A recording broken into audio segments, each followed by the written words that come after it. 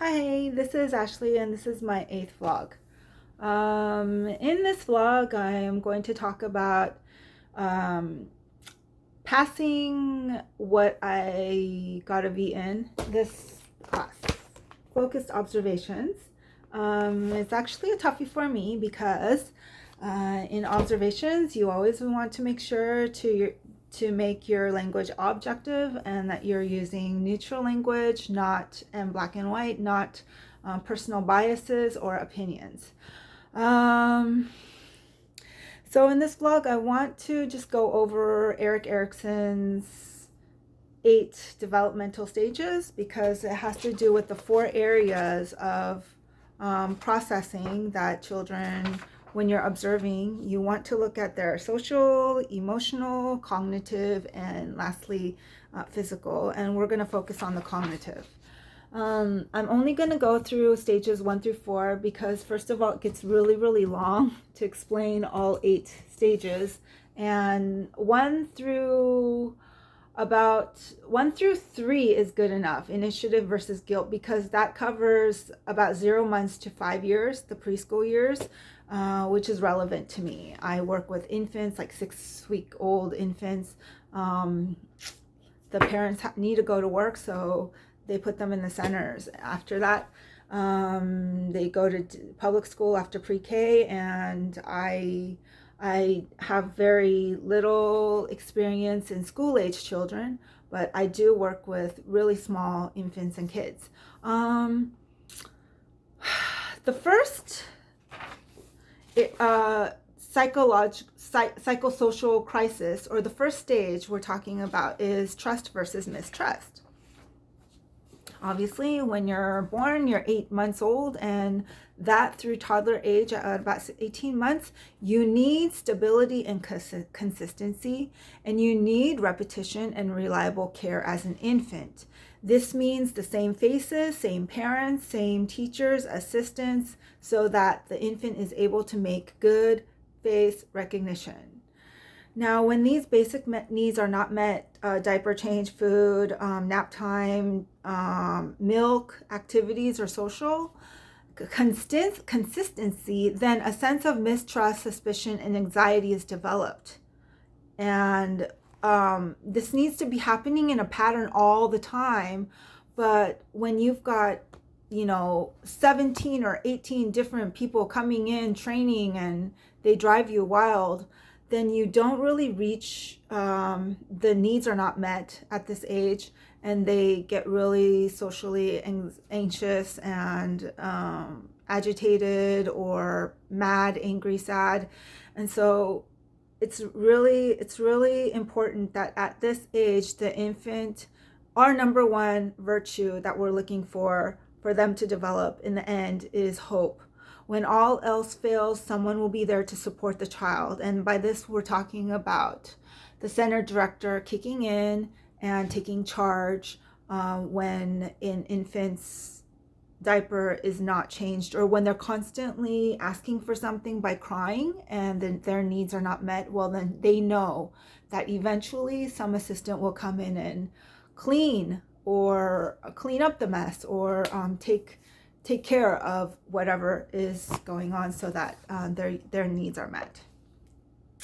Okay, and then the second stage of Eriksen's theories is anatomy versus shame and doubt. In this stage, from 1.5, like 18 months, to 3 years, which is about preschool. In the 2s, we noticed that 2-year-olds are very clear and definite on their preferences. Like, they like truck Legos over books, or they like magnets and kitchen toys over some other toy. And even when they're eating food during mealtime, they might prefer one food over the other. Let's say bloody oranges, not watermelon, while another likes watermelon, not bloody oranges, the very opposite. They might be allergic but like things, and you look out for their allergic reactions, or they might go for meatless, like vegetarian options, and they know it. Their sense of independence is developed very, very drastically at this age, and you just want to support that. You never want to criticize or do tasks for them, or force those options on them, because then they'll never develop a sense of independence and a euphoria from doing those tasks on their own. By age 3 to 5, which is pre-K, it's like graduating from an early childhood center. These children want to take initiative. Either it's an initiative or feeling guilt or remorse. And the only way the child is going to grow up to feel guilt is if the initiative part is not met. And that we're talking about if the childhood was squelched and they're always feeling guilty because they're over criticized and over controlled by the teacher. Let's say we have 3-year-olds to 5-year-olds forming a group. It's really awesome in the way they form a team, and then they assign each other a task, and they want to invent these games, plan their activities, work amongst themselves, and initiate activity with others. It takes a lot of teamwork, but then you get to observe that they want to learn really aggressively, and it almost makes the parents like worried, because what is happening to my child? Why are they so full of energy? But it's actually that vigor of action and behaviors at this age that surprises people. But it's also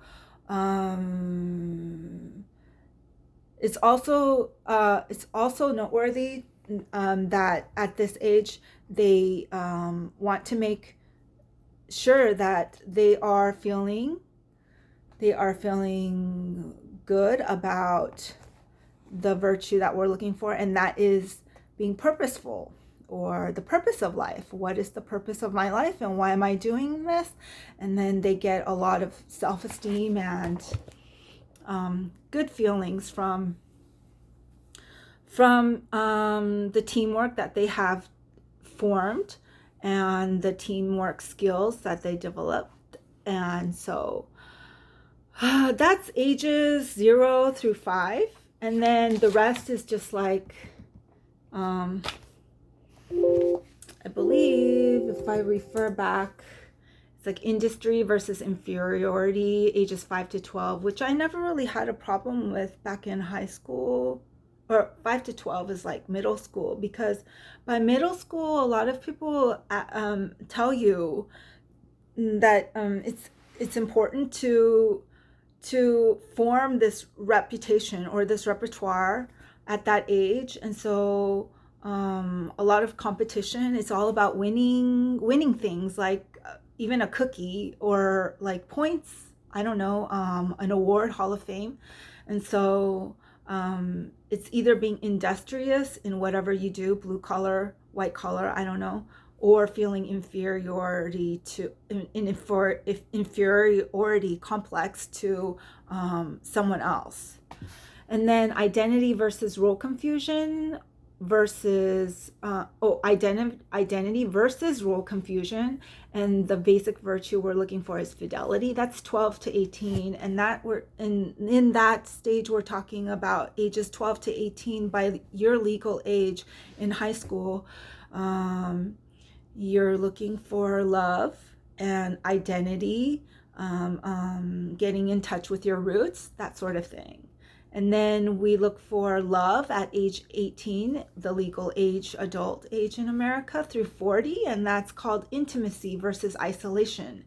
It's not cool at that age to actually lock yourself up or feel bad about things that happened in the past, because then you're isolating yourself, and we know that no man is an island and they live alone. So if someone's doing that to you, maybe it's time that you talk to them and tell them, for many years you've been making me feel uncomfortable by this and by this, and I feel this way because, and I've said my story, and that's all you have to do. And then ages 40 to 65, we have what's called the basic virtue of care, and you want to be generative, or that versus stagnation.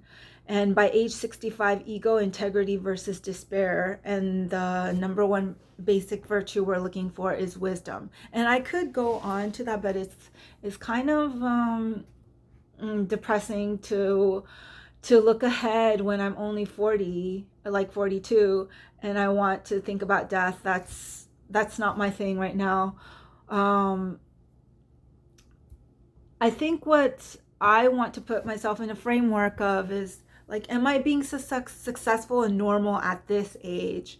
Right now, am I doing well? And I think I am, because I used to live out on my own, and then I felt really lonely during the COVID. It has to do with the mask and everything.